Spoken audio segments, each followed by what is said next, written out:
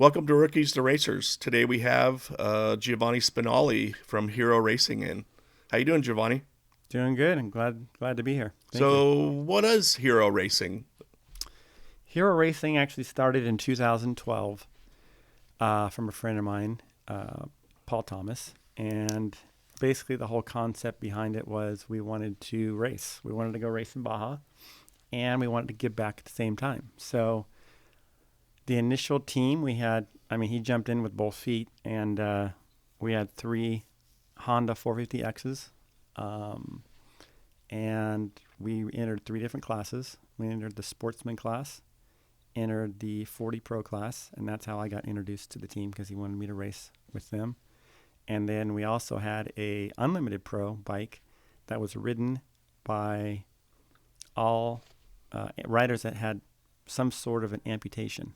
So it's the first time that it's ever been done. Hasn't been done since. But every rider, all the way to the tip, either had from the knee down amputations with prosthetics, and we had the bike specifically adapted so you could shift it on the bars rather than a peg, obviously. And so that's how Hero started, and it got really a lot of publicity that first year because of the amputees and them actually finishing. In fact, they actually led the race for the first, I want to say, 30 minutes or so. So it was a very cool start to the team. Very cool. And a hero has a big meaning behind it, obviously, with that adaptive type of racing and being involved with outfitting these guys to go out and race. Correct. Yeah. So Hero Racing stands for helping everyone reach out. Originally, we had a sponsor, Ability Dynamics, and they make prosthetics. So we had the honor of choosing who would get it. After every race, they would donate a prosthetic, and then we could choose, a military veteran who we thought needed it, or one year we gave it to like a 10-year-old kid who had lost his leg from the knee down and was very athletic. And so we got him one of the sports ones. It looks like a blade. And, he was able to play Radical. again. So it was cool. So with Hero Racing, basically starting out in 2012, you guys raced throughout the years, and when did the new guns come around? Well, that's a good question because we never intended it for it to really last this long. It was just pretty much a bunch of guys that wanted to go down there and race and win and give back at the same time. And I want to say it was the Baja 1000 at 2023. We were leading our class at that time. We were in the 50 pro class, running about 10th overall, and I hit a rock that was basically in the shade and the same color as the sand, as everybody knows. Those are all over the place down in Baja. At about 70, crashed and broke 18 bones. It was pretty bad. Pushed my femur up through my hip and compound fracture in my arm, broken shoulder, dislocated hip, punctured lung. It went on and on. So it kind of a wake-up call for us older guys. Was in the hospital for basically 2 months. But the only thing that really got me motivated was to come back. So my goal was to race the 2023 or 4. I'm losing my years, but the following year, Baja 1000, and to go race it, win, lose, or draw. That was going to be my last race in Baja. So we went back, we raced, a lot of physical therapy, and we won our class. So that was a gift, but that was my last race. And at that point, that was in November, we all kind of decided, what are we going to do now, right? Because I was the one that got hurt, but it scared everybody on the team because you know how racing is. It's just a matter of when and how bad, not if. Yes. So I kind of took the lead, and I said, well, and it was touch and go. It was like, do we go out and support some young guys? We have really good sponsors backing us that have backed us since the beginning, like Dunlop and, Nitro Moose and just all these companies, Vades at the time. And they're still willing to support us, but we didn't want to race anymore. And so what do we do? So my head is just, let's just go for the top. Let's go get some young guys, give them the opportunity that we didn't have when we were young, and go after that 1X plate. So that's what we did. I think it was February of 24 that we met with our first rider. Jose R. Carrasco introduced us to the Solaces, Arturo Salas, and went to dinner. And basically, I pretty much just said, hey, we want to start this team, and we'll support you. We'll cover, I pretty much personally committed to covering entry fees and bikes and all these kind of things. Because at that point, we had nothing. We had no riders, and we had our Yamahas, but he had a history of racing Hondas, and that's what he wanted to race. And so that's pretty much how the transition happened between us racing to supporting the young guns. Very cool. With Hero Racing, I hear also you guys are involved in some orphanages. I'm sorry. Yes. So originally, the way we gave back was through prosthetics, but those prosthetics are $30,000-$40,000 a piece, and so even though they would give us one for each race, which at the time was 3 races, right? The 250, the 500, and the 1,000. Now they have 4. They couldn't continue to do that, so we just took it upon ourselves to find orphanages, or sometimes like an old person's home in Mexico that needed help. They needed supplies. They needed, they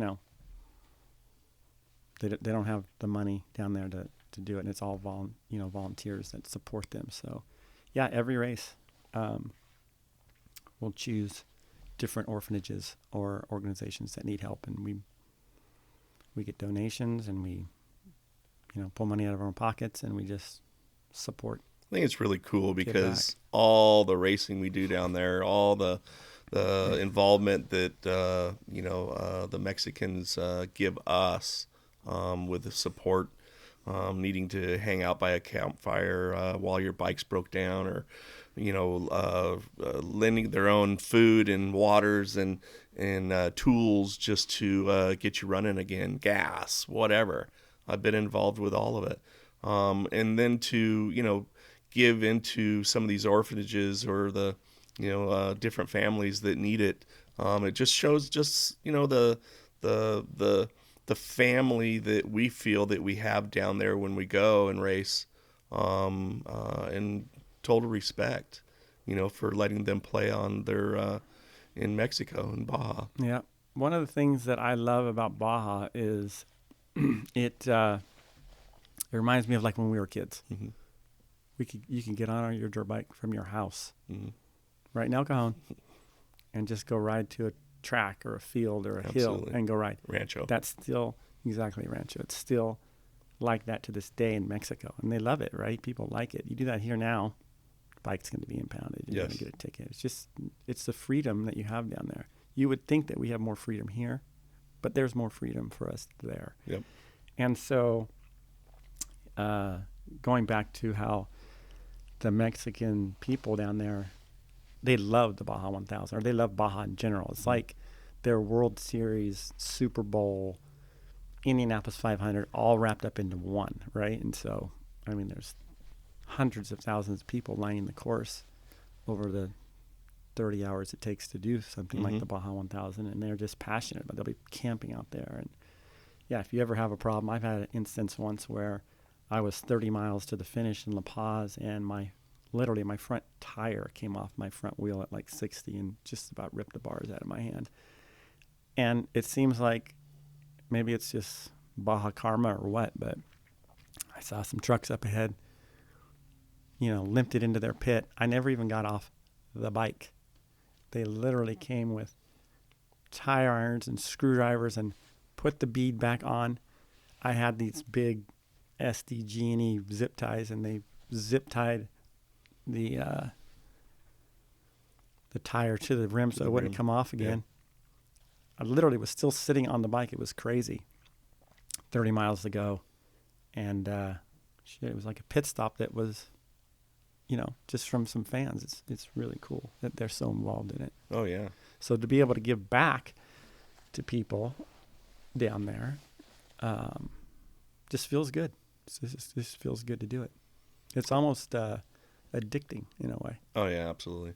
I came off the highway into the loop part, 500 or 1,000, running into fish camp, and came through this one area, and it was into this big silt bed, and I had a tie rod bolt, front A-arm bolt, I'm sorry, come off, and did Superman over the bars, and I mean, I'm trying to, tie down the front end up, and then all of a sudden, I mean, it was pitch dark, and I didn't see anybody besides a Locos Mocos pit up and around the corner with, I think, Terrible Hearst sitting in there in the truggy. And all of a sudden I get attacked by, there must have been like 30 guys. They literally just like almost picked this whole quad up and like carried it all the way through all the silt up this hill over into this pit, and literally just say, sit down, and are you hungry, water, whatever, as they just work on this bike. And then it was like lickety split that things went back together, and they're patting me on the shoulder to go. Yep.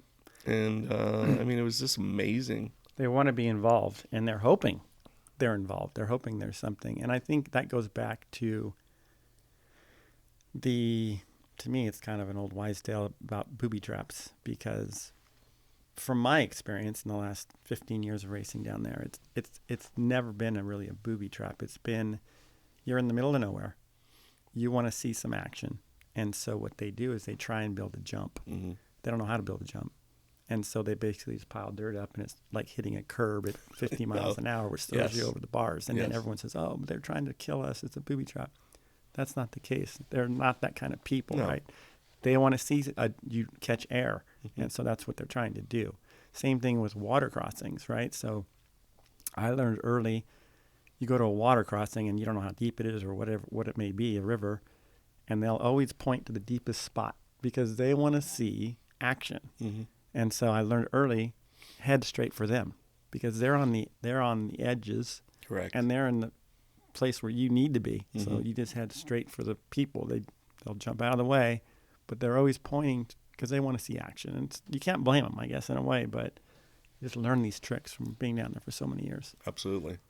So getting back to the young guns now, obviously you went and ran some pretty good races last year and came away with a Score Unlimited, Pro Unlimited, motorcycle championship. And who were the riders on that team last year? So that team started with Arturo Salas. He's the rider of record.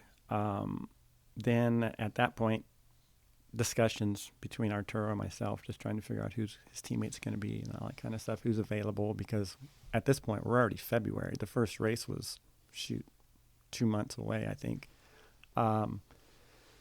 Arturo actually had a relationship with Mark Samuels at SLR. He had raced with them at the 1,000 when he broke his femur. And Mark offered up a bike to kind of be their B team, I think.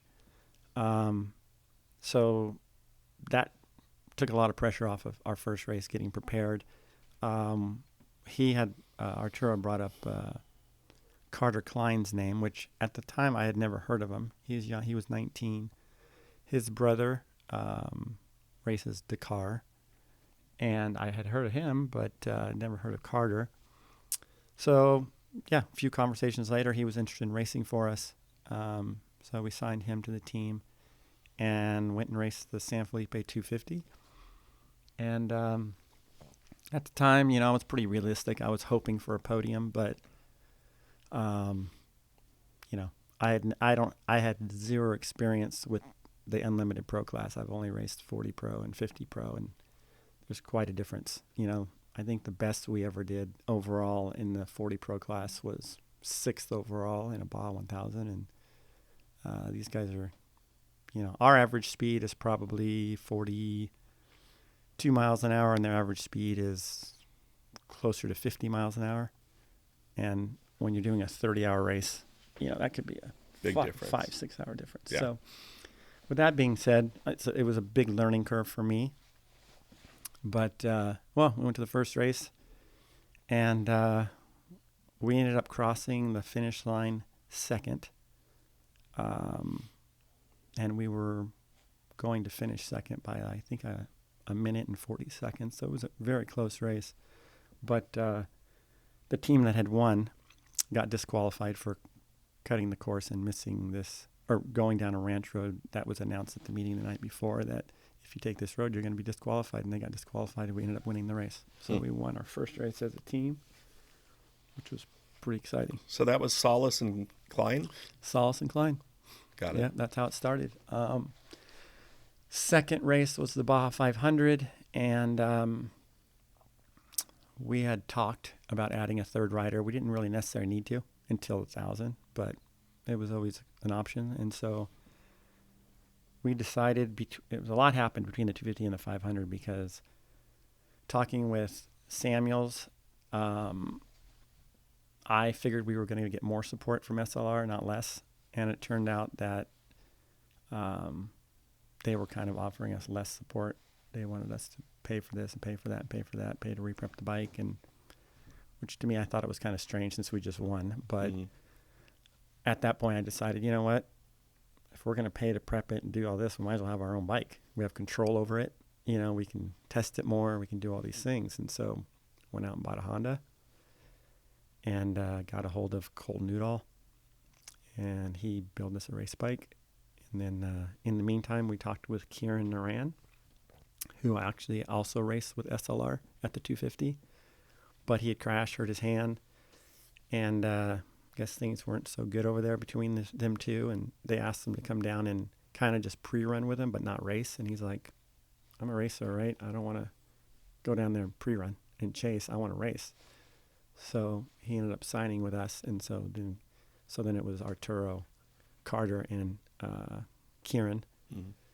And I went to the 500. And now we want to win, right? We're not going for a podium anymore. We want to win because we just won one. So, we had a really good 500 as well. We did have a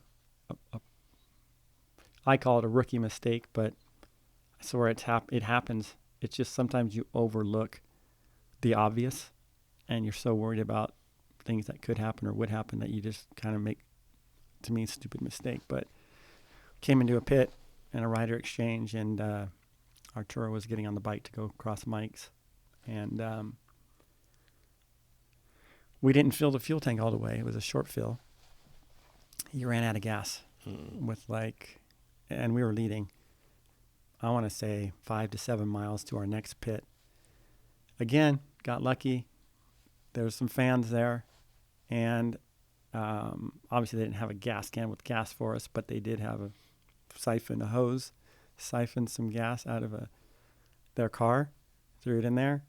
We got passed in the meantime, so now we were second, but perfect example of how they're just there to help. And so I had that same thing. I swished a bunch of gas out of a rear fuel cell and coming out of pine forest into Pincia. And just so happens I was, side to side, yelling gas. And of course these guys come running out of the woodworks, with a gas can, and boom, I was off onto, the highway again. Exactly. So it's insane. Stories, we could tell stories about it all Absolutely. day long. Best. But so got fuel in it and went to the finish, and we figured, we lost on our own.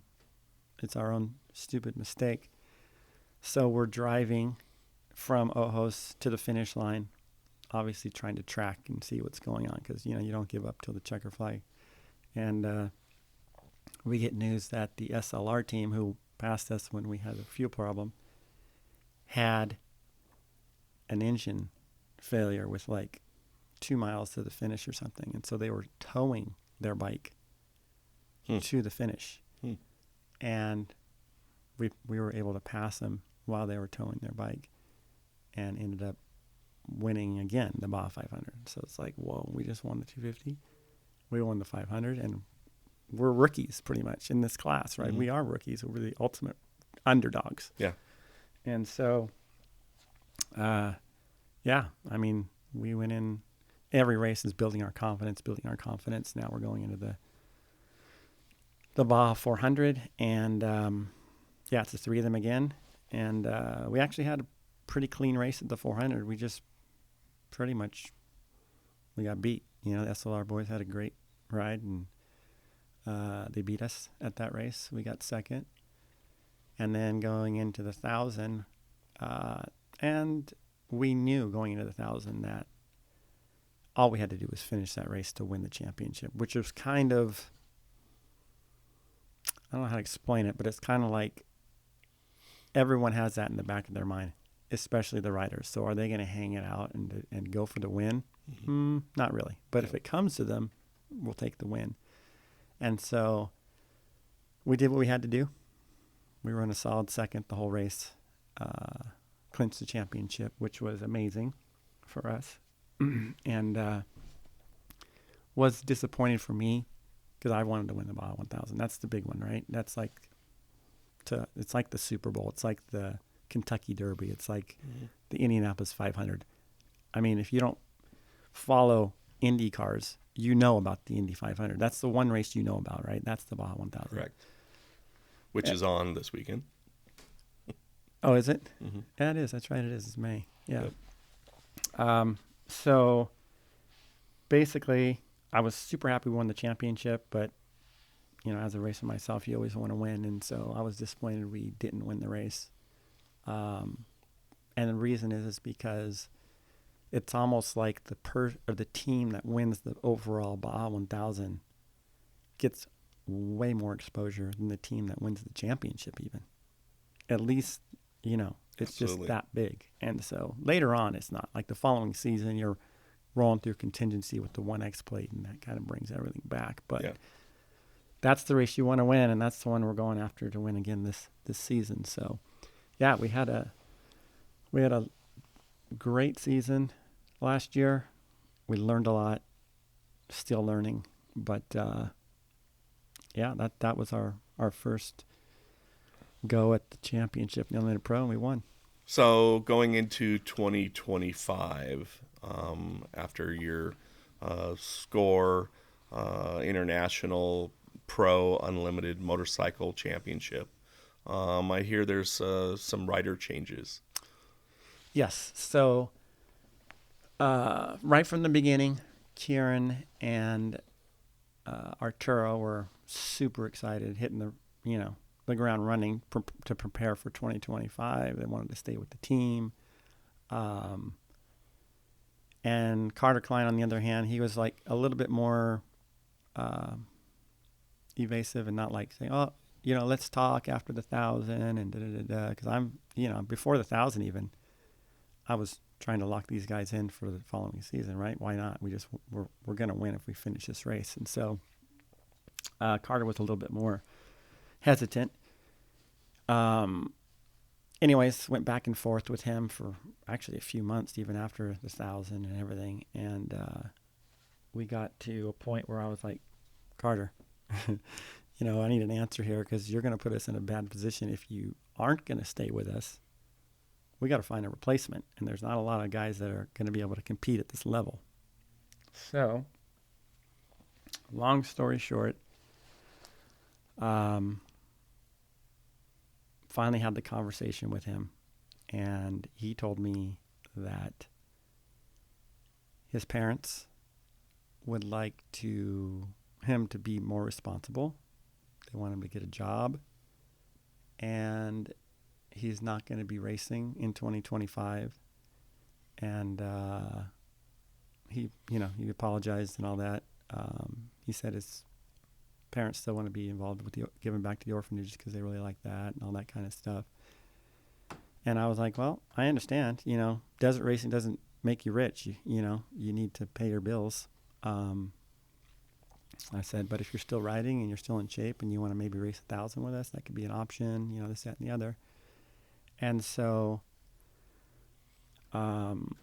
basically, I don't know, maybe 3 or 4 days later, I made a post on our Hero Racing account, basically thanking him for helping us win the championship and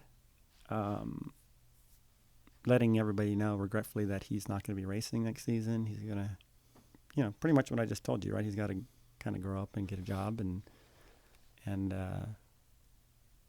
posted that. And I swear within 45 seconds of that post going, my phone's blowing up and it's him and he's pissed. And he's like, why did you post that? Da, da, da, da. And I'm like, what are you talking about? Well, I can't believe you posted that. I go, posted what? I was basically wishing you luck in your future, getting a good job so that and that you're not going to be racing with us. You're not going to be racing at all. Da, da, da.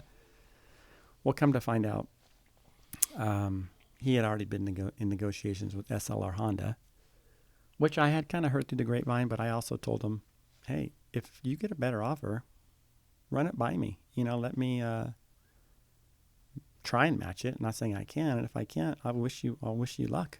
I'm not here to hold any riders back. We're here to help you guys, right?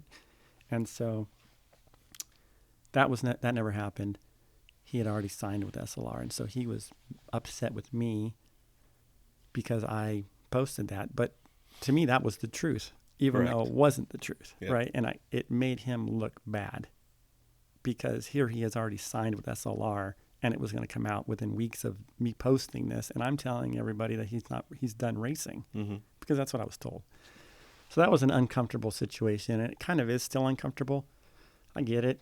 He's 19, 20 years old, but I was pretty disappointed in that situation. But as a team, we got to move forward, and so we talked to a few riders and talked with Jack Mintha from Australia, and then Shane Logan, who was previously on the 1X team with the KTM's, Chavo's team. Chavo wasn't coming back in 2025, and so he was available. So we ended up, making a deal with Shane Logan to join the team, and he's definitely a great rider. So the riders this year from the 250 to now. Yeah, so it's basically Arturo Salas, again, as rider of record. And Kieran Naran and Shane Logan. Dream team. Well, we're hoping. So after Carter left the team, we're thinking about different riders, and one of the riders we were really considering was Clayton Roberts. So I contacted his dad, Steve, and I was talking to him a little bit about it. However, he had a contract with Gas, and so there's a lot of politics when it comes into this unlimited pro class, right? Like what previous sponsors they have. Like maybe he has a Fast House gear sponsor, and we have O'Neill, and so he can't ride with us. And so there's a lot to it, a lot I'm learning. But Clayton was one of our top picks, and he wasn't able to. Unfortunately, at the San Felipe 250 that weekend, he was racing a race in Idaho. And he crashed off the start, broke his back, and he's now paralyzed from the waist down, which is really unfortunate. He's like a 20-year-old kid. Very sad. But I had never met Clayton myself, but I know his dad, Steve, and Arturo and Carter knew Clayton really well from racing throughout the years. And so Hero Racing decided, we got to do something to help him. So we did a ride in his honor in Tecate, and we called all of our sponsors, Baja Designs and Dunlop and O'Neill and just all of our sponsors, and they were all like on board to donate product, and we had a big raffle. We sold raffle tickets and had the ride, and Baja Bound Insurance stepped up and catered the ride, and then got a brewery involved. Anyways, it turned out to be an awesome event. We raised $23,000 for Clayton, which at the time, I would be happy if we raised $5,000 for him, but it just grew and grew and grew. That's rad. So we raised some good money for him, and went up and met him and visited him at his dad's house, and wrote him a check. So that was pretty cool. So that's another thing that we don't just give back in Baja. We give back to, just people in need. Yeah. I think it's a great organization. So this year, what does the schedule look like? Obviously, it's the Score International uh, Championship, Best of the Desert. So I see that it's on the N1 bike from Shane pulling a number one bike from his series last year. yeah, so last year we really just focused on Baja, but there's a lot of sponsors that, um, they want us to race in the United States. We wanted to race in the United States. So it just seemed like a natural transition when we brought Shane to the team. He won the Best in the Desert series last year on his own, and he has the N1 plate. And so when we brought him on the team, we kind of assumed that to help him defend his title, which is now our title as far as I'm concerned. And so it's pretty cool because we were basically number one on both sides of the border now, right? We're 1X in Mexico, and we're N1 in Best in the Desert. So it was a big jump, but we committed to actually 10 races this season. We committed to the 4 Score races. We committed to the 3 Best in the Desert races, and then we committed to the Endurance Series as well, which is the 6-hour, 10-hour, and 24-hour at Glen Helen, which are great races to help us prepare for those long races in Baja. So recently you had a what was it, the Silver State? Yes, we've done 3 races this season so far out of the 10 we committed to. So we did the San Felipe 250. Again, we had a pretty solid race, but just got beat. So we're doing everything we can to improve on that end. So we got second at the 250. SLR Honda won. And then the 6-hour. We did the 6-hour. Yep. We also got second in that race. So Muddy. it wasn't too muddy. No, it wasn't too bad. That was a works race, I think you're thinking about. We do some intermittent races, like some works and some NGPCs in between just to keep you guys sharp. But yeah, so we did the 6-hour, got a second in the 6-hour.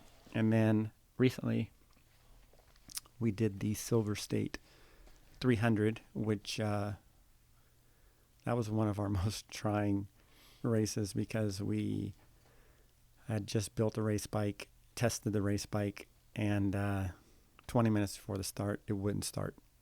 And so we were swapping fuel pumps, that, trying to get it to go. Couldn't get it going. Made a last-minute decision to grab one of the pre-runners, unprepped, to throw on our transponders, our wheels, and yeah, it was a. We made it to the starting line like 30 seconds before the start, and it's just everybody's just like scrambling and stressing, and we ended up racing actually Arturo's pre-runner, and we finished second physically, third overall because of time, but we had some issues. We had some bike issues because the bike wasn't prepared correctly, and so that's our own fault. But it was the good thing is we're in contention for all 3 championships still, even with our second, third. How has Kieran and Solace adapted to the Best of the Desert?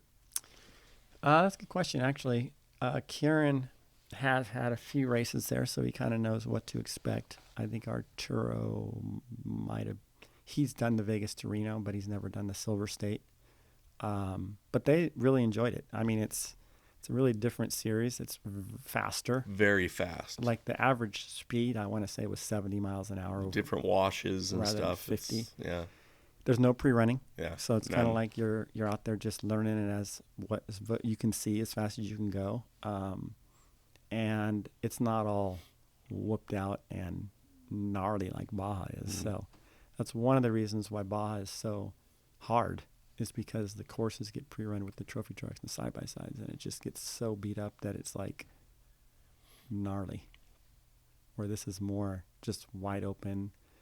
It's almost like road racing in a way. You gotta, apex your turns right, and all those things. It's just it's different, but it's the same in a way. It's like desert racing, but totally different. Sure. Going back to you taking over from being a racer to organizing things and basically being a team manager, is that the position you're at right now? Team manager. I see that there's a media guy and kind of does some social, and is that what you're doing? Yeah, pretty much. I mean, someone had to head it up, and that was me, right? So Paul's kind of busy doing his own things. He still deals with a few of our sponsors, like Honda and Trail Tech and TM Designs and Dunlop. So he has those relationships. But the day-to-day, organizing of the team is on my shoulders, and I'm not going to lie, it's a lot of work. It's a full-time job. It really is. I got a chance to come down. Was it the end of last year? Maybe before the 1,000. There was a really bitchin' fundraiser at B&S Brewery. I really being involved. I kind of was out front with one of my vans and stuff, and kind of passed out shirts and. But going in and seeing, the different prizes from all your sponsors and people that wanted to give something towards, Hero Racing and the raffle itself. I mean, it was just such a cool environment, and just the people there that they just seemed like they just had their heart in it. It's not out for a prize. It was just kind of the whole theme behind, what the raffle was about. At B&S, brewery. Right. Yeah, B&S is definitely one of our new sponsors. Really good guys there. So we decided, obviously, to have our fundraiser. And this fundraiser was for the orphanage that we were going Correct. to support on the outskirts of Ensenada. That's a girls' orphanage. It's an all-girls orphanage. It's very, very well ran. The lady who runs it was an orphan. And when she got older, she started her own orphanage, and it's just they teach them skills, whether it's cutting hair, or manicures, or sewing, being a seamstress, so that they learn they can actually get into society and earn their own way. So it's actually, I've seen pictures and videos and stuff, and it's pretty rad. Yeah, it's very cool and organized, and they need the help. Some of these orphanages, believe it or not, in Mexico are so they got like overfunded and spoiled by some of the people supporting them. And then when we were still supporting them, they'd be like, well, we don't need this. Mm-hmm. We don't want that, but we'll take this. And I'm like, wait a minute here. You obviously are not the people that need the help. You're going to find the people that really need the help. And so we found this orphanage that we like to support, and that's what this fundraiser was for. What one's that called? It's called, that's a good question, Casa Hogar. Yeah. El Canyon or whatever. Mm-hmm. It's like probably 30 minutes south of Ensenada. And that's, again, who we're going to be supporting for the Baja 500. But, yeah, that fundraiser at B&S was really good. And B&S kind of donated a portion of their profits from their alcohol sales to the orphanage. Mm-hmm. And like you said, we had products from so many different sponsors, and so we sold a lot of raffle tickets there too, right? And then it turned into, like, we had our race bike on display, and then we invited vendors out like you guys, Ricky's the Racers, and we had the vintage bikes out there from Frank. And yeah, it was cool. Yeah, and it was all free. Yeah. So, I mean, we plan on doing this annually, and I'm sure every year it's going to get bigger and bigger and bigger, because who doesn't want to go hang out and look at cool stuff and have a beer and maybe win a prize and give back to a good cause all at the same time. Count us in. Yeah, for sure. There's a lot of differences between running a team for an unlimited pro class as it is to, say, a 40 pro class, like when I was racing, because it's just like, it's the cream of the crop, right? It's the top. And so you want to do everything you possibly can to win, and the competition is way stiffer. And so one of the things that we do, or we have in Baja, is a helicopter. And I've definitely been a part of that, and I think it's a really good, thing for advertising as far as, different sponsors. But, when it all comes down to is that safety factor for the bikes. being able to, pick out that booby trap per se, people standing around pointing at a certain area. It is a helpful thing, even to track the next bike in front of you, or an obstacle, let's say. It's very helpful. Yeah, so the helicopter is all new for me, right? But I learned really quick that it's definitely for safety. The difference between, like, for example, we last year we won the San Felipe 250, which means we're first off the line for the Baja 500. And so when you're the first bike on a live course, there's a lot of dangers there, right? There could be oncoming traffic. There could be a rancher crossing the road. There could be livestock, right? Because these races start, 3, 4, 5, 6 in the morning. A lot of animals out there. So the helicopter is able to dive down and scare the animals off the course, and also let the rider know livestock ahead or oncoming traffic or whatever it is. So it's very important for a safety perspective. However, here I am, pretty much funding all this, and they're like, well, we need a helicopter. And I'm like, okay, well, I don't think we have the budget for a helicopter, right? Those helicopters are like, $1,200 an hour, plus getting them there and back. And, you got a 10-hour race, you're talking about 15 grand. Yeah. And I'm like, okay, well, let me see what I can do. And so, of course, I come from owning my own businesses and sales. And I just thought, all right, well, I better go to work. So my idea was, hey, let's sell some advertising on it. So that's what I did. Called people like you, Rookies and Racers. I called, Baja Bound Insurance, who's really helped with our program since 2012. They were, I think, our first sponsor. So if you guys ever need insurance in Mexico for any reasons, definitely call the guys at Baja Bound Insurance. Jeff's a really good dude. There were several other people on there. Optima Batteries, I believe. And Okay, so Opta came aboard on 2025, or actually the end of 2024, and they are actually our, premier sponsor. I've been using Optima batteries since I can remember, because it's not only do they look cool, but they work really well and they don't spill and all that kind of stuff. So great sponsor, great sponsor. So we have Optima Batteries, Lifestyle Garage, who's local here in Lakeside, who preps our chase vehicles and things like that, and comes out and helps with pits. Yeah, and just on that, going back to a lot of the logistics that go into, putting the race team involved, because I did, the same way. As I was never involved in that, and I'm doing it now, and it's nerve-wracking. So Lifestyle Garage, I mean, they prep all your trucks and make sure everything's tuned and ready, right? Yep. Really good guy, Tony, down there, and his son Maverick. He's been in the off-road industry down here in East County since, as far as I can remember, working for different shops. About, I would say, 5 years ago, he decided to go on his own, and he's been super successful. He does a lot of, he'll do anything from lift kits. He really specializes in Jeeps and things like that, because that's what he's passionate about. But yeah, great company in Lakeside, right off Winter Gardens. They do just regular car maintenance too. So if you ever need something done, I always look for businesses that support racing, right? It's just, I would rather pay a little more, believe it or not, to support someone who gives back to what I'm passionate about. So Sure. Whether they're my sponsors or not. I mean, even when I'm watching Supercross and I see, remember when T-Mobile used to sponsor? I think it was T-Mobile or Mobile One or whatever it was. I switched my service. It's just something I did because I want to support people that are supporting Absolutely. what I like. So, What are a few more of those type key things that go into really the logistics of, you just mentioned the insurance as well.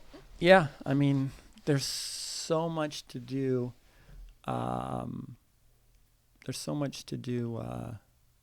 To get to the starting line. I mean, people have no idea until they actually do it. And just on that, as you start a race, that you have your pit crews and everybody out there. They're sitting for hours and hours, or they've driven for hours to get to one location to sit for the bike to come by. He may be there less than 5 minutes, gas and go. Yep. And then you got to drive the next, location, from tires to, canopies for shade. And Yep. There's all kinds of things. Yep. Vision Canopy is actually a new sponsor to us, and so we're happy to have them on board. They're gonna get us canopies, custom canopies, and also the flags, which are super important, the ones you put in the ground. Yep. Because when you come into a pit, people don't realize this, but sometimes it's at night, and you're coming into a pit, and so many people pit in the same spot. It's like when you're pre-running, there's nobody there, and you go to the race, it's like a city. It's like the Del Mar Fair at night. And you could have something that you're accustomed to seeing, and you don't see it because, Exactly. like you're just saying, everything seems the same. You have to be very specific. Like, you cross the road, we're going to be on the right side, and then now we're going to have these flags from Vision Canopy, and so it's going to be a lot easier to see us. We That's also cool. have custom safety vests that are super neon with Hero Racing on them and stuff. So you got to do it, because the last thing you want to do, I've done it, is pull into a mini city like that and not be able to find your pit, and you're just wasting time, right? And so that's super important. But there's so much to do. Getting back to the helicopter real quick, so we couldn't afford it. Started selling advertising on it, which subsidized it a little bit. Then I thought to myself, well, shit, it'd be pretty cool to fly in a helicopter, especially chasing, an unlimited pro bike. So I actually started selling a seat in it. And actually, Tony from Lifestyle Garage was the first person that called me and goes, oh, man, that's awesome. I'm in. I saw that. So him and his kid did it, which was really cool. And we still do that. Now, that's not the perfect scenario, but under our circumstances, we're almost forced to do that to pay for the helicopter. So in a perfect scenario, you got a filmer who's also a paramedic. And then you have somebody who just is calling out dangers to the riders, right? And things like that. So that's the helicopter part of it. So we overcame that. We like I said, we contacted you guys. You guys are actually got a pretty prime location on the helicopter on the mast. We hope to keep that plaque. Yeah, and so How about radios? Yep, we got radios, and now with Starlink, it's pretty cool because we put a Starlink on the helicopter even, and so whoever's in it can give us updates when, say, the score's not tracking or whatever it may be, and so we can kind of keep an idea of, everything's good, or we just passed the lead, or whatever it may be. We can get updates to the team, so that's pretty cool. But yeah, so the helicopter is actually a very important part of a team to this caliber, which I had no experience on, but we made it happen, and that's what it's all about, is making it happen. And one good thing too about this team is it's not like any other team. It's not like SLR Honda where, and this is not a bad thing. It's just not our style. So Mark Samuels, for example, that's his living, right? He makes a living by running SLR Honda. Hero Racing's totally different. I always say it's basically owned by the riders.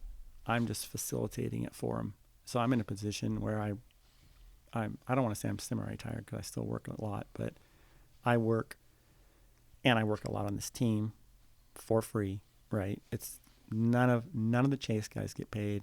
I don't get paid. Nobody gets paid. Everything goes back to the riders. So, we have some really good sponsors. Our biggest sponsors are Optima, Malcolm Smith Motorsports, who just joined us. We just picked up 10 brand new Hondas from them, last week. Alexander Smith over there is a super cool dude. And I mean, really, when you think about it, his dad, Malcolm Smith, started it all, right? And so what better team or shop to team up with than Malcolm Smith Motorsports? It's like a legendary company. So that was cool. Then And you're talking about somebody who raced Baja. Oh, yeah. And his son, Alexander, he's done Dakar, he's done Baja, he's done pretty much every form of racing on a dirt bike. And so when you go in and talk to them like that and tell them, this is what we do, it's like he already knew. He knew. I was super impressed when I walked in for our meeting and we started talking. He knew more about Hero Racing almost than I did. Like, he did his research. He knew split times of the Baja 1000, like who was on the bike, how they did compared to the other teams. I mean, he's a very smart guy. That's cool. And it's cool to, Yeah.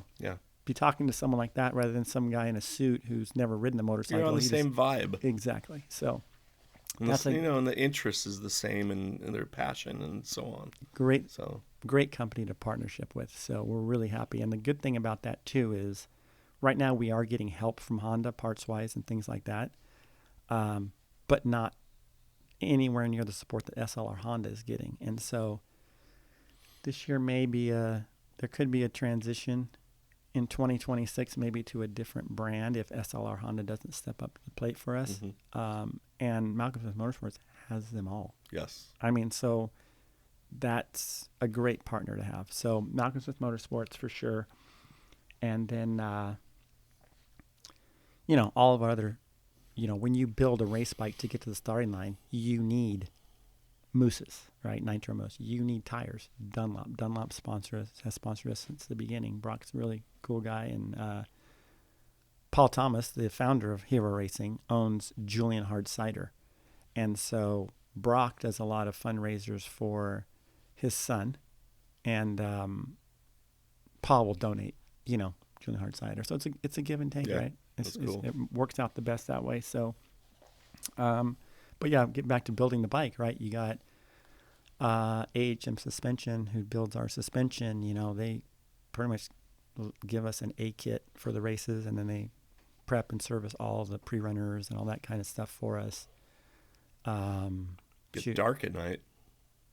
Baja Designs for sure. Yeah, it's a lot of these races are starting at night, and so you need the best lighting to get till when the sun comes up. And with the 1,000, it's even worse because you'll start at midnight, have to ride to the daylight, ride through that whole day. Yes. Gets dark again, and then you ride to the next morning. So lights are super important. And then some of the small stuff that just, Kieran Naran, our rider, one of our riders, is like very good at making a motorcycle look cool, right? I mean, he does an awesome job making the bikes look good. And so we're with Moto Cuts now, and they do custom graphics for us. But we go to the extreme in a way, like this last bike was red and it faded into black. Mm-hmm.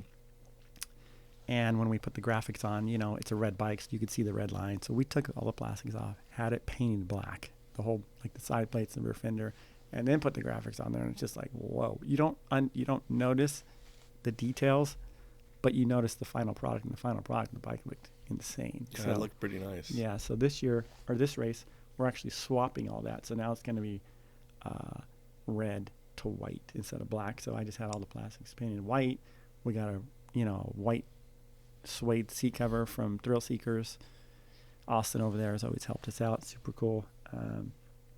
But there's so much, like trail tech. Like, for example, when I first started racing, there was no navigation, right? You just follow the arrows pretty much. Now it's a whole navigation. You got these virtual checkpoints, the VCPs, that you have to be with 60 feet of them. Otherwise you get a 10-minute penalty. There's so many more rules now. So you need navigation. So we have a great sponsor, Trail Tech, who sponsored us for probably the last 7 or 8 years, that all the pre-runners are equipped with them, and then the race bike, obviously. So I mean, there's so much ODI bars and grips, and it's a lot of it's big gas tanks. Yep, IMS for sure, IMS tanks and pegs, and there's a lot more that goes into this just to get to the starting line than anybody can imagine. The logistics, when someone's supposed to be at a pit, there's just so much. What pre-run bikes are in the back of which trucks? Where are the spare wheels? Does every chase truck have the right tools to basically do anything to the motorcycle? And oils and sprockets and extra batteries and all the things that you need. What about oils? Who do you guys use? We're with Motul right now. We had Maxima for a very long time. Probably for the first 7 or 8 years, Ronnie over at Maxima helped us out. One of the people that I raced with, John Griffin, started working at Redline Oils. And so it was kind of like kind of like with the Jim O'Neill story when we were racing Thor, and then Jim O'Neill called me and wanted to race with us. It was kind of like he owns O'Neill, Mhm. right? Well, John was working for Redline now, so we kind of had a conversation with Ronnie, and he understood. And we got a deal from Redline, who was actually paying us rather than just giving us product, which was fine, which was awesome. A few years later, John's not working for Redline anymore. So, of course, we called Ronnie back, and he goes, "Oh, you're back, huh? You're back." I mean, it's kind of like there's a fine line there between loyalty and necessity in a way. You know what I'm saying? So, so last year we were with Maxima, and then this year Motul got in touch with us and pretty much offered us a deal we couldn't really refuse, which we went back to Maxima to see if they could match it, and really wasn't in their budget for us. So we're with Motul now, and we're happy. We're happy, and I'm sure Ronnie would understand if 5 years down the line, we're in need of some oil, he'd be there for us. That's just the kind of guy he is and the kind of company they are. So Sure.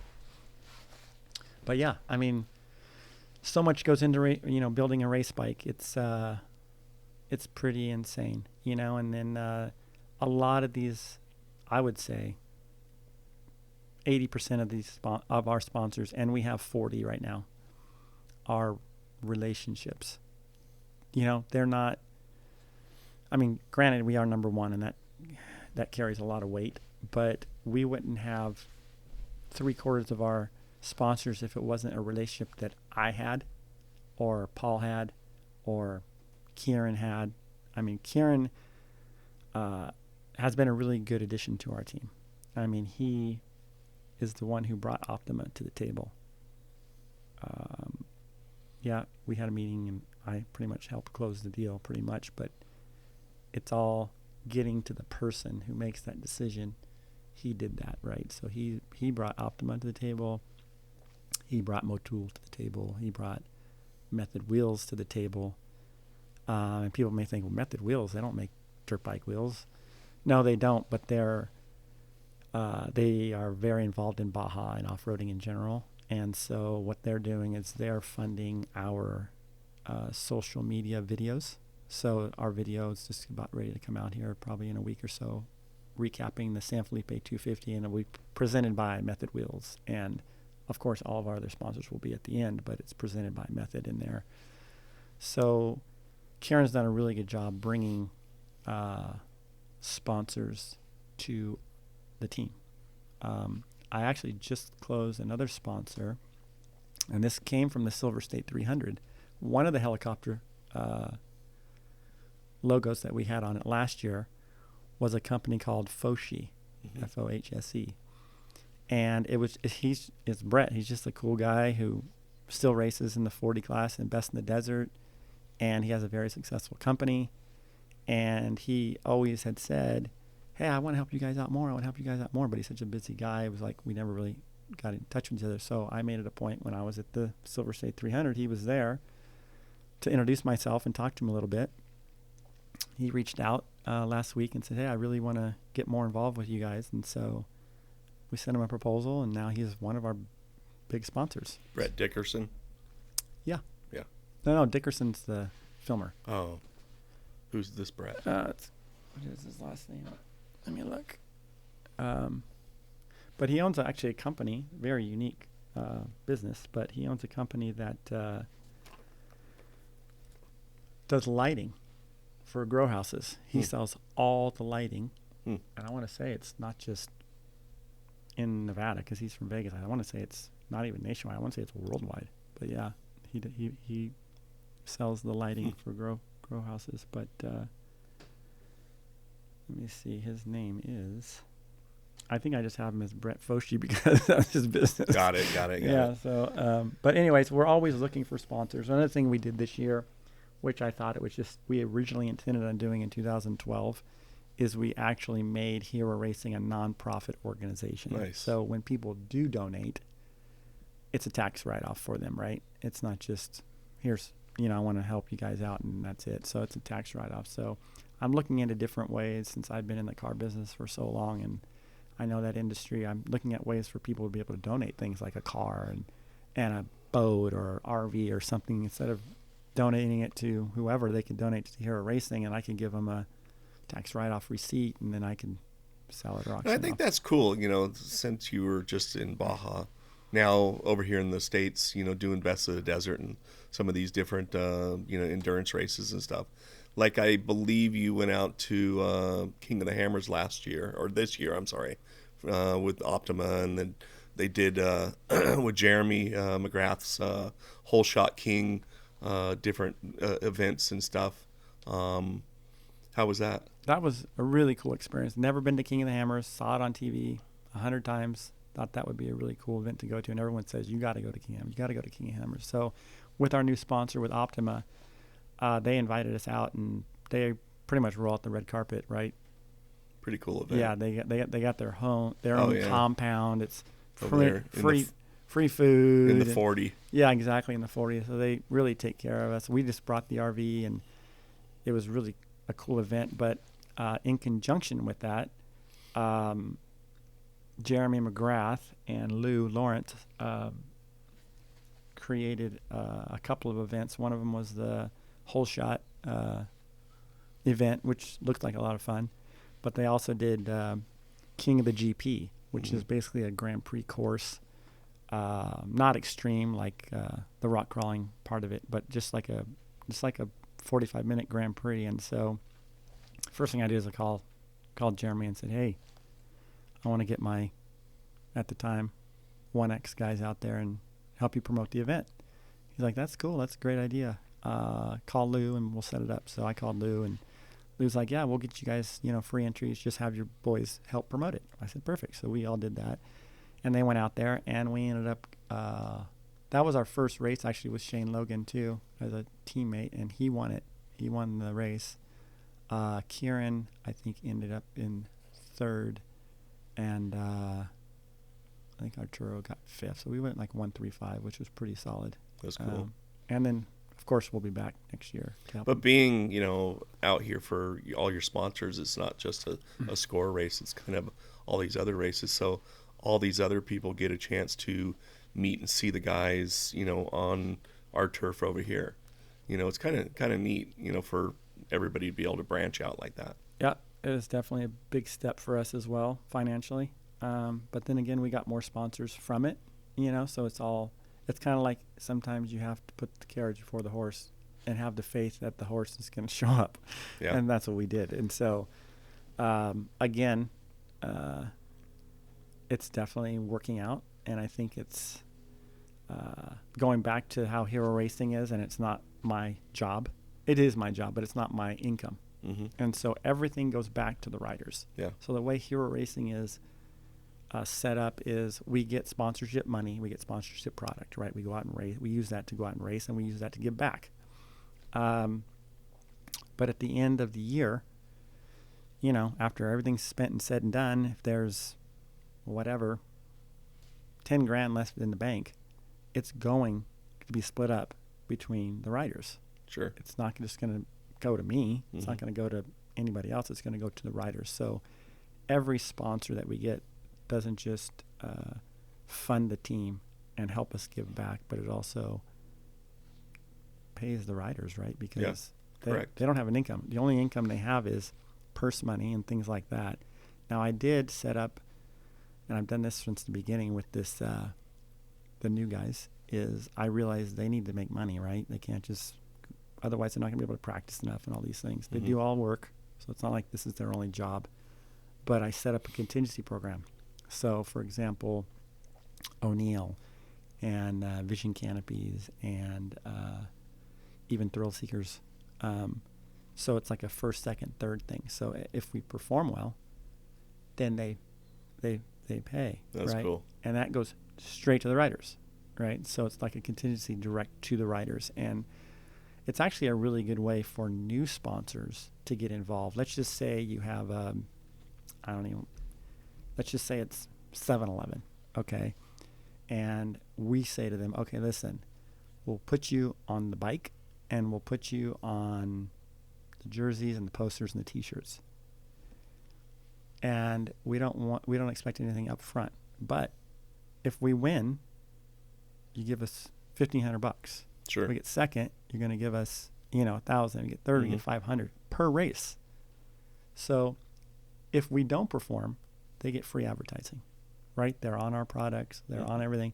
If we do perform, then we get paid, and they can use that in their advertising. Say, 7-Eleven Hero Racing Team wins the Baja 1000, right? So it's a win-win. Yeah. So that's another way that we structure our sponsorship program, and the money goes directly to the riders. That's awesome. So, Giovanni, we were talking about a little bit on some of the, logistics and some of the sponsors and so on. Who you guys have a, clothing sponsor, gear sponsor? Yeah, so as far as gear, we run O'Neill Gear. Jim O'Neill reached out to me maybe 5-6 years ago when we were actually running with Thor. Josh Shorter, super cool guy at Thor, supported us. But then Jim reached out and wanted to race with us, and Jim's been racing down in Baja Forever. since the beginning. Yeah. And all the O'Neills. Yeah, all the O'Neills.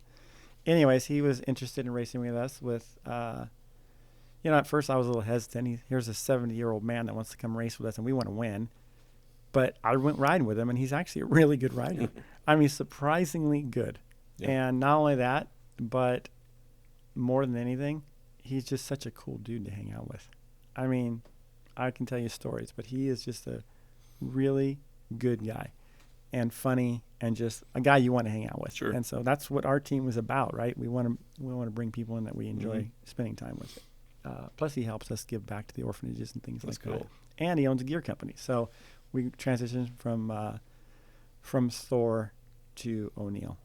And now he's just we wanted to grow with him, with the young guys. And now, here we are. At one point, he's just on our 50 team, and now he has O'Neill Gear on the number 1 team in Baja. That's and right. Best in the Desert. So things, ebb and flow. That's why I was saying, these with the sponsors, it's not just a score.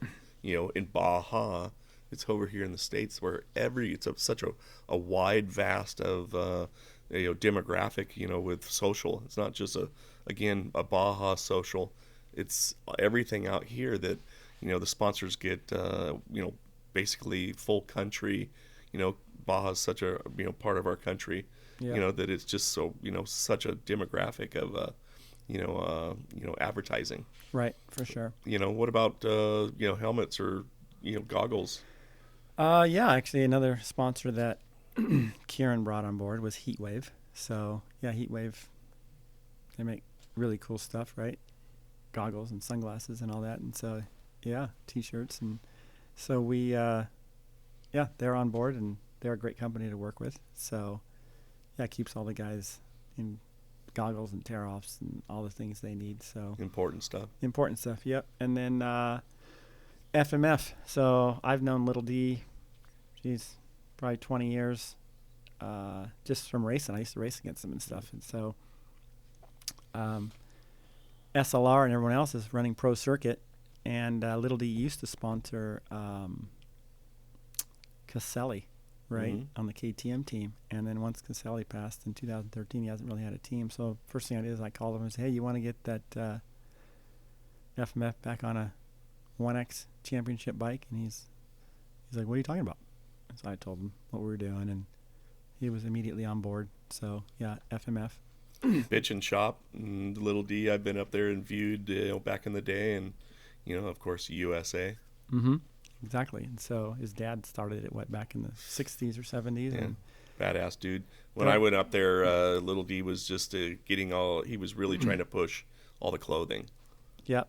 And then he tried to do an energy drink, which kind of bit him in the ass with Monster and everything. Yeah. But, he's another guy that's cool to just hang out with. And he used to do that Baja Bonanza ride down in Baja. And I snuck my way into it, and it was pretty impressive because all of their athletes were in it at the time, right? McGrath and, all their FMF athletes were in it. And so it was just cool to go down there and ride with all it. Caselli was on. That's where I met Caselli, and I swear he impressed me more than anybody on that ride. Incredible rider. But anyways, so also we have Dirt Tricks Sprockets, They make those steel sprockets that are super light. And Mm-hmm. they even customize them for us, which is really cool. And anybody can do it, have it done. It's just like it says Hero Racing 1X on That's them. a USA, isn't it? Yeah, I want to say it's Idaho or something like that. But yeah, U.S. company. And then DID chains and rims. You know, these guys are blowing through rims like you can't believe. And that's another thing that I've realized with these Unlimited Pros is they're not easy on the equipment. No. I mean, they're going through parts like crazy, motors and this and that and the other. But in fact, we just did a pretty cool promotion with DID, which I hope we're going to continue, is tickets for like the nationals and the supercrosses. Like we just put up a thing basically, you know, because Hero Racing's Instagram is only a year old, so we're trying to get more and more followers. And so we put up a thing, 2 free tickets to the national with the help of DID, you know, basically follow us and tag 3 friends and tag DID, and you'll be in the raffle to win tickets. So I think we hopefully going to do that on a weekly basis, which Nice. will be good. But they make the best chains, and that's the reason we went after that as a Sure. sponsor. So DID is a really good company. Chirby's, they give us plastics. We deal with Talon Voland up there, which is kids racing the Supercross. So he's a really Mhm. good guy to work with. Been around forever. Yep. ODI bars and grips. Funny story. I was racing last weekend at Glen Helen, and the guy's name from ODI, our rep, is his nickname is Johnny Jump. And so I'm looking at this thing. I go, wait a minute, Johnny Jump. That's the guy from ODI. He's in my class, right? Mhm. So I figured, let's see how we do. I ended up beating him by 1 spot. So then I went over there and introduced myself because I had never met him in person. This is all over the phone stuff. And so it only took a few minutes. I was talking shit and stuff like that about me beating him and stuff like that. But that's how these relationships get Sure, built. Right? absolutely. Going out and Genuine. seeing him at the track and all that kind of stuff. Another one of our big ones was Henson racing clutches, right? I mean, these bikes need them for the abuse that they go through. And so Henson's been on board since, you know, we started. I mean, we used them back then too, but we wouldn't go through clutches like these guys are going through them. But surprisingly, these Henson clutches, they last. Yeah. But great company. Also, Extra triple clamps. You know, they were on board. You know, right when I started this Unlimited Pro team, TM's Designs. They've been with us since the beginning, but they make really good skid plates and things. And you learn by talking to people and by listening to podcasts like this what companies make the best, you know, products that are going to last when you're down there in Baja. And so VP Racing Fuel, I don't know if you know the LaPaglias. Do you know the LaPaglias? No. Mike LaPaglia, he does a lot of vintage stuff, but he's a younger guy. He's he'll ride an OCZ, Wow. and he's flying, doing the jumps and everything on it. Marty or Burnsworth thing was just last weekend. No, I know, but a guy can jump on any bike, tripes. Yep. You know, just swing that. Oh, so. Yep, exactly. Yeah. So, anyways, LaPaglia has been around for a long time. Mike LaPaglia raced Supercross and things like that. And anyways, long story short, they have a really good connection with VP Racing Fuels. So last season, the family was just sponsoring us, right? They would just give us fuel every race, which was awesome. But this year, they kind of like reached out to their connection at VP, and now we have a direct sponsorship to VP Racing Fuels. And so, and some other new sponsors like Tokyo Mods. They're helping us with the ECUs and things like that. And then Taco Moto. We're doing some testing with them with some ECUs, and they support. Mike's a pretty cool guy out there. He actually really specializes more in KTMs and stuff, but he's working with us with Hondas. And then, have you ever heard of Ethica Underwear? Yeah. Okay, so Malcolm was a guy that I've known forever through McGrath and everything. He's the one who helped start that company, and then he ended up selling his share and starting a new company called Mended. And they do like the underwear, vintage underwear and stuff. So I reached out to him. He's one of our new sponsors. Really nice guy. So again, it's relationships, right? It's like the hardest part about getting a sponsor is not showing them what we can do for them, because Hero Racing really does underpromise and overdeliver for our sponsors. That's one thing we've always done, and that's why we keep our sponsors. But it's getting the introduction to the right person at that company is the hardest part, unless you have your own relationship already. But that's the hard part, is the introduction. like I have a friend of mine who's writing for a guy who's from Europe, I think, but he wants to come to Baja and race the Baja 500. So he's kind of facilitating it for him. Well, he's like, and he kind of follows us, and he's like, well, we need sponsors. Get us some sponsors. And he's like, it's not that easy. You don't just go get sponsors, right? You have to almost have those relationships or have a reason why. Why does this company want to give us money, or why does this company want to give us tires? What are we going to do for them? What's their... So it's like some people don't get it, right? They just think that, oh, there's a bunch of stickers on the bike or the graphics. Correct. And it's just like, oh, it's easy, just go get a sponsor. It's not easy. It's a lot of work and a lot of relationships and a lot of making sure that you're taking care of them. Like one thing I'm doing this year is we have posters made and stuff and have the riders sign them at contingency. And now we're coming out with the merch, hats and, you know, beanies and shirts and stuff. And we're going to start a Shopify. And, what was I saying? One of the what I'm doing is, which is time consuming, but it's important, I think, is like I'll get, you know, a T-shirt and a hat and a signed poster, and I'm sending it to, you know, Brockett Dunlop and, you know, people that help us. All of our sponsors, Sure. all 40. We have 40 sponsors. Every one of them is going to get like a little care package from Hero Racing, saying thank you.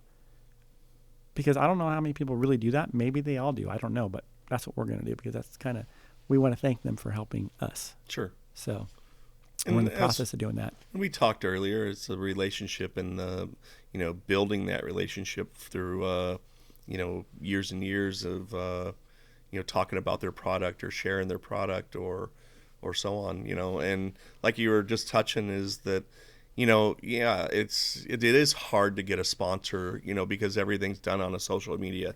Like you had just touched is that go to the races, you know, introduce yourself, tell somebody what you're worth, meaning what you can do or you know, what your schedule may be, or enter the race, because, you know, you'll never know, you know, how you can do a race until you actually show up and try it, you know. And you don't have to go out there and think that, you know, you're the best and, you know, I have to win this race to get a sponsor or something. Right. If you do good, you present yourself well, and, you know, somebody will maybe take notice. And another thing is like for that new sponsor I was telling you about, Brett, from Foshi, he's never been to Baja, but he's raced his best in the desert. Mm-hmm. So I didn't know that, but the first thing I said is, hey, are you going to the Baja 500? He goes, no. I go, well, you want to go? Hop in one of the chase trucks, you know, or bring your own truck and maybe you can run a pit or whatever Sure. it may be. He's like, well, I've never really been to Baja. I go, don't worry about it. Well, you know, what better way to come down and introduce yourself than with a team that's been down there for 15 years, right? So that all works together. And then, you know, like, for example, Optima gives us batteries for all of our chase vehicles. So if he's going to chase, brand new Optima battery, you know, different things like that. Sure. And, you know, like you're saying right now, there's a lot of these teams out there that need help, you know. If somebody wants to get involved, you know, they need help. Yep. And actually, And that's a good way to get an understanding in how things work and getting involved in getting an experience, like you're saying, bringing this guy that's just been best of the desert races, and now he's going to get a taste of Baja. exactly. And once you get that taste, yeah, it's over. no matter for if sure. it's food or whatever, Yeah, it's over. Yeah, for sure. And then Score comes out with a magazine every month. It's digital. It's Yep. the journal. Saw And that. this issue is not all, but for the first time, moto related. And so there's a lot of great content in it for rookies, people who may want to go to Baja, what it's all like. Tim Morton, you know, he's a veteran in Baja. Absolutely. He's got like 4 or 5 pages in there, just kind of like explain this is what you should do and this is who you should talk to and all these things. You know, they reached out to me. I'm kind of a veteran down there and asked specific questions like, what advice would you give to somebody who wants to race down here and all these kind of things. And so they did it to like 3 or 4 people. And then also, you know, I'm always bugging those guys to get exposure for our team. And so we landed the cover of it, which is pretty cool. We went to the studio over here, Yeah, it looks rad. and the race bike with Arturo leaning over the race bike. And then we also did our press release inside of kind of introducing Malcolm Smith Motorsports as our big sponsor. And no, but that's a great way to start. If anybody is interested in racing Baja, go on the Score International site, read through that journal, and there's a lot of good information there. Yeah, definitely. And that's good that, because it seemed like bikes and quads and different things went away, for a while, and it was just trophy trucks and big title, contenders or something. And now to bring, the spectacle of the entire, which is a motorcycle. Well, it started with motorcycles. Yes. Right? I mean, the first one was motorcycles, Mm-hmm. and so that's definitely the history. And then Andy Kirker, who's been doing an awesome job promoting the motorcycles. I mean, he's the guy that if I have an idea that can help, I'll call Andy. Yeah. Andy will bring it to Jose G or whoever makes that decision. But he's been, and he's a volunteer too. He does it because he's passionate about Mm-hmm. it. I do it because I love racing and I want to give these guys an opportunity, right? And give back, continue to give back. So it's actually a win-win-win. But Andy's a great guy. He's one of the things that I'm trying to get changed in Score and even Best in the Desert is I think it should be more of a team. Like 1X should be Hero Racing. Right now, there's 3 riders, right? Mm-hmm. Well, it's Arturo Salas. That's who's getting all the recognition. He's the rider of record, Sure. right? And I've always kind of frowned on that because it's a team. It takes a team. Absolutely. And it shouldn't be Arturo Salas 1X. It should be Hero Racing 1X. Oh, really? Who's on that team? Oh, Arturo's on it, Kieran's on it, Shane's on it. Mm-hmm. So we're trying to get little things like that changed, and just I think it's important. But Andy's a great guy to deal with at Score, and even if I just need advice or questions, like this whole helicopter thing was new to me. I'm like, well, what's legal and what's not legal? What can it do and what can't it do? Well, it can't transport a rider. Like you can't have a rider do the first 100 miles and then get in a helicopter and fly down south and do the last 100 miles. It's illegal, right? Because it's an advantage. Yes. But you can use it for safety purposes, right? Mm-hmm. If you're going to warn the rider that there's cattle across the course, then you can use it, things like that. So it's a lot to learn, Yeah. but you get to learn the right companies to use and back their products, and you also get you learn who, if you have a question, who do I call? You know, and so that just comes with experience and kind of I guess mentoring these guys. They're young, right? 23, 24-year-olds. Because if I have the experience and the connections and the sponsors and all that stuff. So it's working out. It's working out great. It's a lot of work, but another thing that has kind of opened up these young guys' eyes is when we do go visit an orphanage. And I'll tell you this, it happens every race. You're so busy. You got so much to do. You got meetings, you got prep, you got this, you got that, but we still have to fit in Mm-hmm. the orphanage, right? And in a lot of ways, it's kind of like it would be easy to say, we don't have time, which most people do. We don't have time to do it. We make it a priority. And every time we do, and every time we're at the orphanage, everyone's like, well, thank you for, bringing me here. I can't realize that there's people that need this, and da-da-da. And it's just kind of like a reality check. Yeah, regroup. Yeah, it's a reality check is what it is Yeah. for them. And so the younger guys especially, because they're just like, whoa, they don't ever think about that, right? Mm-hmm. So it's cool. It's kind of like It is. It's totally giving back, and kind of gives, I think, some Baja karma what too, comes right? around goes around. Exactly. And again, yes, it's just such a, stressful, do I have this, do I have that, did I eat right, did I all this stuff, boot on one side and boot on the other. And it's just like, once you can kind of, release yourself with, like you're saying, the orphanage, it's just, it's giving that inspiration to, do good in your race. It inspires you, Right. you know. At first, we were trying to fit it in like before the race. And then this last few times, we've actually been doing it Sunday after the race because we get to spend a little more time there.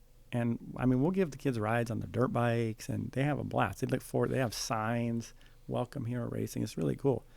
And we got to go to the rewards anyways at Sure. 11. So we usually do it usually right after the awards, right? We'll do the awards. We'll caravan to the orphanage, take care of that, and then everyone kind of goes their That's separate rad. ways. Yeah. That's rad. And a lot with merch too. So this new merch that we're coming out with is the proceeds are going to the orphanage, right? Mm-hmm. We're not doing it for profit. None of That's this cool. we do is for profit, right? It's for, it's for giving back. And so if we can sell some cool product, some hats people want to wear, represent, and kind of, represent our team. And your shirts have every single sponsor on them. So we have different shirts. We have we call them the team shirts, right? That only the team wears, right? Yeah. So we can kind of know that, hey, that's our chase guy. Then we have, and they have all the sponsors on them. Then we have the main shirt, which has the riders' names, the 1X, and all the sponsors on it, to give back to our sponsors. And then we have just some cool stuff. We have this like handlebar shirt that's got a 1X plate on it. It's like an old vintage set of handlebars, and yeah. So we kind of like. I was trying to get away from. Like over the years, we've had T-shirts with our number, the riders' names, and all the sponsors, but they're very generic. They all look like everybody else's, and I want to wear it for the race and through contingency. But then I don't want to go, if I'm going to have some beers with the guys, I really don't want to wear it, right? So what our idea was, we want to come out with some cool stuff that you want to wear. Yeah. And so that's kind of, we got away from the typical team shirt. Sure. And kind of went with some other stuff, new logos and stuff that just kind of like, you want to wear it. It's kind of cool. Yeah, absolutely. You want to ask the question and come over here and answer it and then go back over there and answer it? I was going to. Well, Giovanni, I think we've kind of covered all kinds of different things. It sounds like you guys have really built up some really cool relationships with some of the biggest in the game. So right now, I think we're looking at going into the Baja 400. So what do you? 500. Or That's all right. I can correct you on radio. so with all that said, I mean, it looks like we're going into the Baja 500. Coming up real quick. So what do you think, how do you feel about the whole entire team? Well, I think that we definitely have a chance to win, right? We wouldn't be there if we didn't think we could win. Unfortunately, we haven't had any wins this season, and so it's definitely, you learn a lot when you lose, but you don't really learn so much when you win.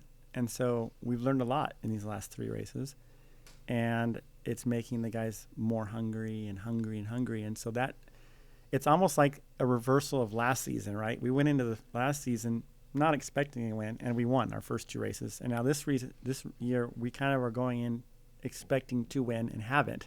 And so it's making them more hungry. And I think in the end, it's going to be good for the riders and for the team because we're putting in so much more focus, and we're, the guys are getting in better shape and they're doing everything they can to win. And so going into this race, obviously our goal is to go kick everybody's ass. Very difficult to do. SLR, I think, kind of got caught with their pants down last year. They didn't really expect us to be a contender, and we beat them. And so now they took one of our top guys, Carter Klein. We replaced him with Shane, which I think is an improvement. And basically it's just a matter of who's going to be better prepared, who's going to execute the best, who's not going to make any mistakes, because that's really what these long races come down to, right? Is if you do have a problem, how did you handle it, right? Was it a 4-minute pit because you had to, fix the bike, or did it turn into a 30-minute fiasco because you didn't have the right tool or this and then there goes your whole race. So being prepared. We are prepared now, right? We're getting more and more. We're learning. With every loss, we learn. And so we're more prepared than ever going into the 500. We're discussing right now, we're in the process of discussing rider sections. We're leaving Monday to do a mileage run. So what I have is I have all the boys do the entire course over a 2 or 3 day period. So just in case on race day there's somebody goes down and hurts themselves, another rider could hop on that bike and they've already ridden it at least once. Sorry. And so with that, we're going to go do that, and we will finalize our pit locations. We will finalize, which riders riding which sections, and then they'll continue to stay down there all the way to the race, just pre-running and pre-running and pre-running their sections. And so there's so much to it. There's so much, logistics and chase vehicles and where they're going to stay that night and getting hotels booked because everything sells out down there and all that stuff in advance. It's a lot, but we're ready and we're prepared, and I'm ready to win one of these, right? We kind of got spoiled last year winning the first two, and now we haven't won one this year. So the 500 is, I guess, our chance to go out there and win it. And if not, learn why we didn't win it and go win the 400 or the Vegas to Reno or whatever the next one is, because that's our goal. Very cool. Well, soon we got to get the guys on here in between some races, and then maybe individually and talk to them. How about or what they think about their team riders. Yeah, for sure. I think, I think Arturo is really happy with racing with us, right? Hero Racing. And I think he had a big influence on bringing Kieran to the team from SLR. And I think that, Shane, actually, when I first started talking with Shane, he was on the fence because SLR wanted him as well. Now, SLR has been doing it for a long time, right? And they're kind of like, they have the prestige of racing for Team Honda and SLR and Monster Energy and all these things. And so I guess as a rider, you want to race for them. But I don't think, and I can't speak for Mark or anybody on the team, but I don't think that they treat the riders the same way as Hero Racing does, because to me it's not a business. I'm doing it for them, right? It's their team. And so I think after he talked with Kieran and after he talked with Arturo about how we run the team, he made his decision to come race with us, which was awesome, rather than going to SLR. And so, like I said, this is their team. It's not mine. I'm just making it happen for them. And that's how I want to continue doing it. I don't want it to turn into a business. I want it to turn in because we're passionate about it. We love it. We got great sponsors. We give back and we win. I think that's the best direction. Definitely builds everybody stronger. Right. And in a way, it's not like, hey, I'm going to win this race because Gio at Hero Racing is going to make $2,500. Correct. It's like, I'm going to make $2,500. Mm-hmm. That's why I'm out here doing it, right? I'm going to get this. If I do good, I get rewarded, not the team. So that's the game plan. Go out there and win this next race and get us back into the points lead, and then gear up for the Vegas to Reno, win that one, and get us back in the points lead. And so that's what we're shooting for. And Malcolm Smith Motorsports is a big help with that, because we got all these brand new bikes now that we're building for those races. So there's a lot to it. Definitely a lot of effort and a lot of money goes into getting these boys to the starting line. Absolutely. Sure. Well, I want to tell you thank you for coming out and Rookies to Racers, and I wish you guys the best. And let's just do it again. If anything, we can just do a recap, short ones in between some races if needed. Yeah. And talk about any new sponsors or any new developments for the following or the next year. Right. Yeah, we're always somehow getting talking with and getting new sponsors. There's been a few that we've been struggling with. Like, I would think of getting a helmet sponsor. The boys like to ride use bells, but I don't have the right connection. That's what it is. I don't have the relationship. I don't have the right connection. Otherwise, why wouldn't Bell want to sponsor the number one off-road team on a motorcycle? Sure. So it's just getting those connections. But thanks for having me on, and thanks for supporting our team and helping out, in the ways you do, making all of our stickers, which is really cool, because how Mexico is. Everyone loves their stickers and plastering them all over places. And yeah, we're gonna have to get off here pretty soon because I got to get that machine going. Exactly. Got lots of stickers to do. Yeah, get the stickers made, and then supporting our helicopter effort and helping the guys stay safe during the race. It's definitely been fun. Yeah, appreciate it. All right, guys, it's been a really cool morning with Giovanni Spinali with Hero Racing. Thanks for watching, and good luck at the Baja 500. Sounds like you guys have really built a really strong program, and let's see you kick some ass. Thanks. If anybody wants to follow us, we're Hero Racing Off Road on Instagram, and anybody wants to donate, they can just DM us, or anybody wants any advice on racing in Baja, reach out to us, reach out to Tony or whoever, and we'll try and help you guys out. All right, guys, we'll see you soon. Rookies to Racers.